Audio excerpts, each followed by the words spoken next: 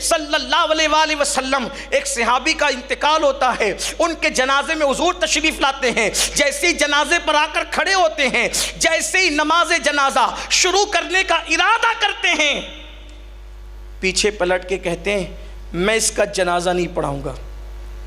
توجہ کریں، میں اس کا جنازہ نہیں پڑھاؤں گا، تم میں سے کوئی آگے بڑھو تم پڑھاؤ. کسی نے کہا حضور کیا یہ منافق تھا؟ حدیث کو اس کی ترجمانی اور شرح کے ساتھ پیش کر رہا ہوں، کیا یہ منافق تھا آپ جنازہ نہیں پڑھا رہے؟ تو جواب آتا ہے اگر منافق ہوتا تو تمہیں کیوں کہتا پڑھانے؟ مومن ہی ہے، تم میں سے کوئی پڑھائے. کیوں؟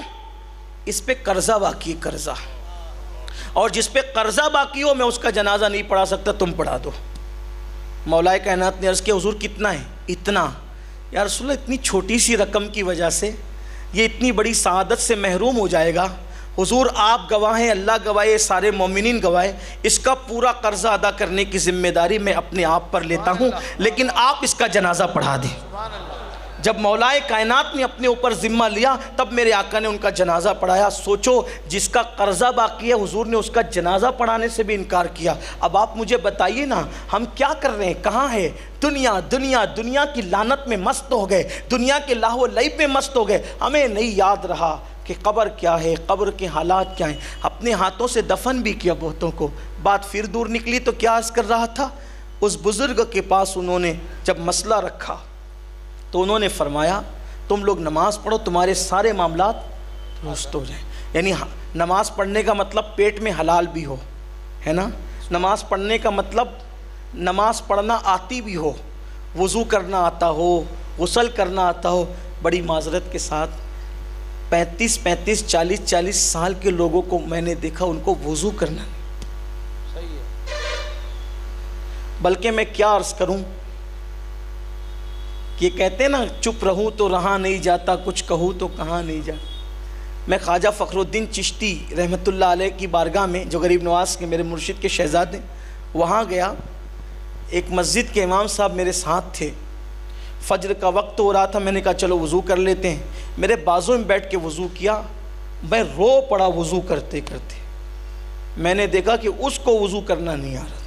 یہ حال ہے، یہ حال ہے جو ہماری مسجد جو نمازوں کے ذمہ دار ہیں ان کا یہ حال ہے. اب آپ کہیں گے یہ حال کیوں ہے؟ اس کی بھی ایک وجہ ہے.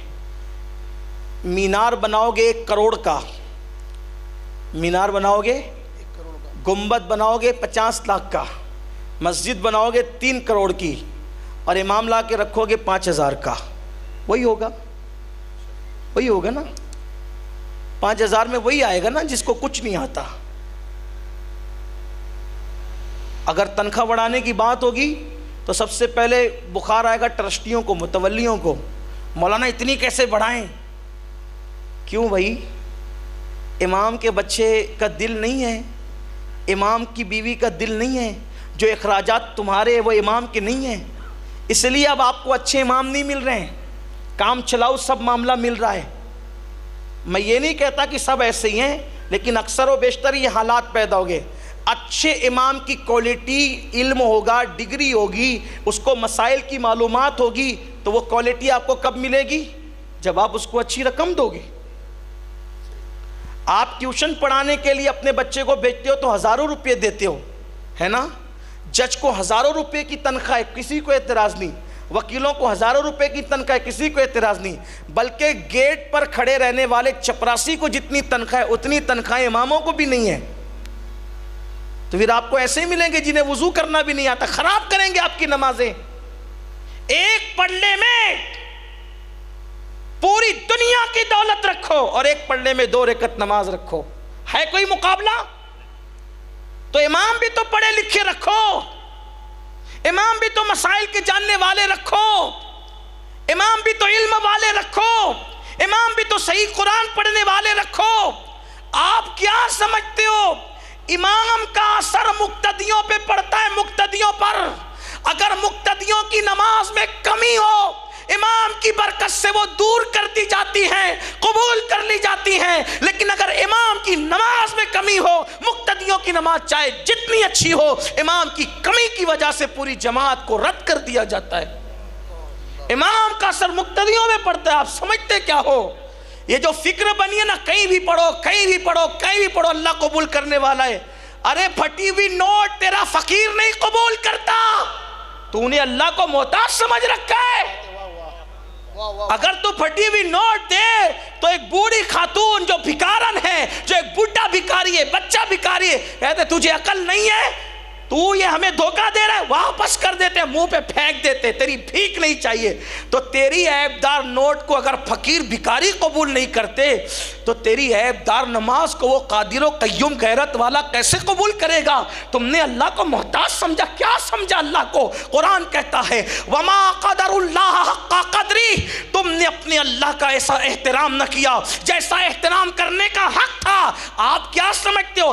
پہلے امام مقرر کیا جاتا تھا۔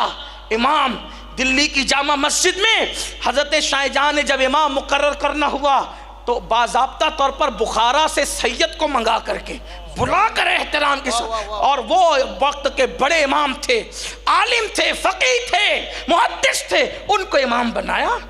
یعنی جو متقی ہوتا تھا، علم والا ہوتا تھا، جانچ کر دیکھ کر پرکھ کر رکھتے تھے، کیونکہ امام کا اثر مقتدیوں میں پڑتا ہے۔ کیسے پڑتا ہے بتاؤں؟ فاروق اعظم کے دور میں ایک نوجوان نے ایک لڑکی کے ساتھ ٹوئنٹنگ کی، چھیڑ چھاڑ کی، ٹھیک؟ اس لڑکی کو کہا کہ میرے ساتھ شادی کرے گی؟ وہ لڑکی تھی بڑی پرہیزگار گھرانے کی،